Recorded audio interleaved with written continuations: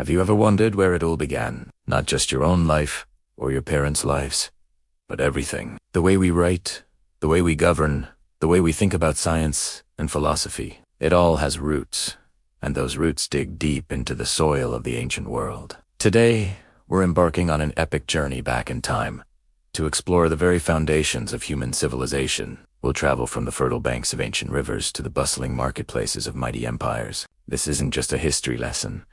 It's the story of us. It's a story of how we became who we are today. So, get ready, because we re-about to unlock the secrets of our earliest ancestors and discover the incredible legacies they left behind. Our story starts not in a grand city, but along the banks of powerful rivers. Imagine a time over 5,000 years ago, when humanity was making a monumental shift. For thousands of years, we were nomads, hunter-gatherers, following the seasons and the herds. But then, something changed. In 4 distinct parts of the world, people began to settle down. In Mesopotamia, nestled between the Tigris and Euphrates rivers, the Sumerians emerged. In Egypt, civilization blossomed along the life-giving Nile. In the Indus Valley, in what is now Pakistan and India, great cities like Mohenjo-daro appeared. And along the Yellow River in China, the Shang dynasty laid its foundations. These are what we call the cradle civilizations. Why? Rivers. It's simple.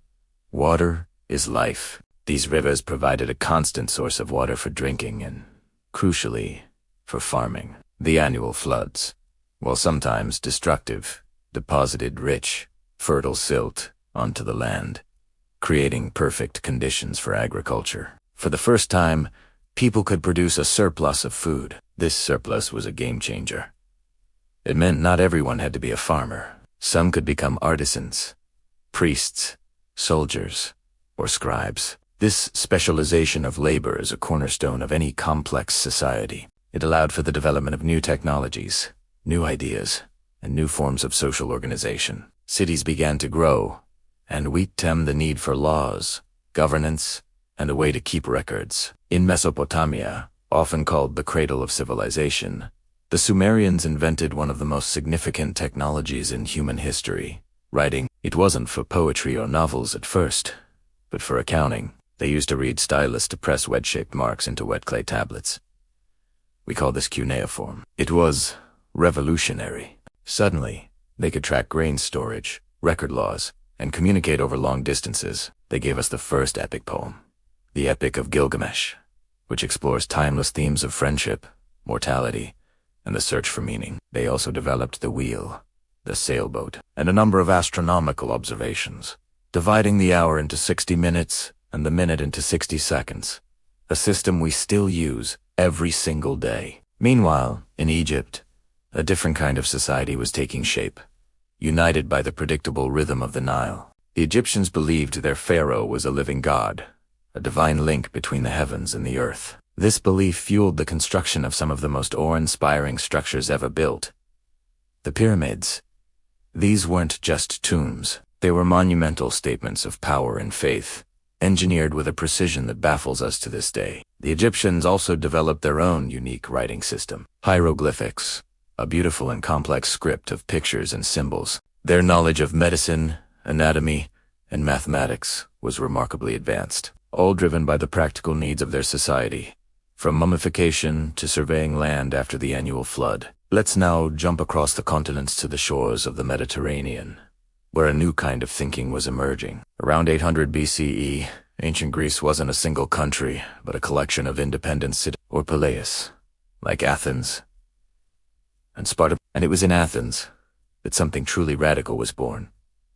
Democracy. The idea that citizens, at least free men, should have a direct say in their own government. This was a massive departure from the god-kings and emperors of the earlier civilizations. The Greeks gave us more than just politics. They gave us philosophy. Thinkers like Socrates, Plato, and Aristotle began to ask fundamental questions about existence, knowledge, ethics, and reason. They laid the groundwork for Western philosophy and scientific inquiry, encouraging logic and debate over dogma and superstition. Their love for theater gave us tragedy and comedy, and their Olympic Games, celebrated the human body and competitive spirit. As Greek influence began to wane, a new power was rising in the Italian peninsula. Starting as a small city-state, Rome grew with relentless ambition. What made Rome so successful? It was their military genius, their incredible engineering prowess, and their remarkable ability to absorb and adapt ideas from the cultures they conquered.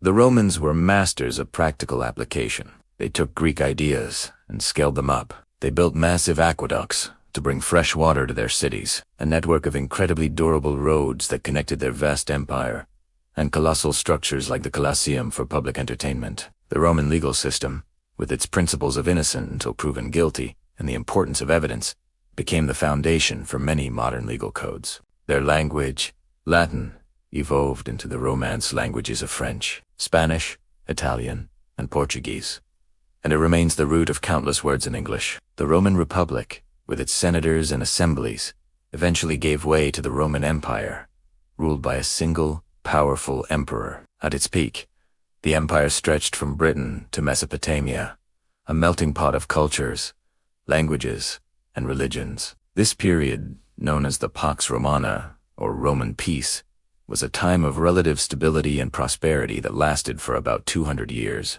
Trade flourished, ideas spread, and the infrastructure built by the Romans held this massive, diverse territory together.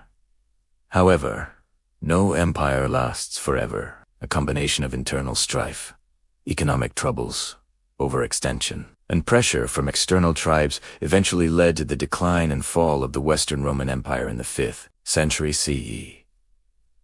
Its fall marked the end of the ancient world and the beginning of the Middle Ages in Europe. But the story doesn't end there. The legacy of these ancient civilizations is all around us. The letters I'm using to script this video are descended from the Phoenician alphabet, adapted by the Greeks and then the Romans.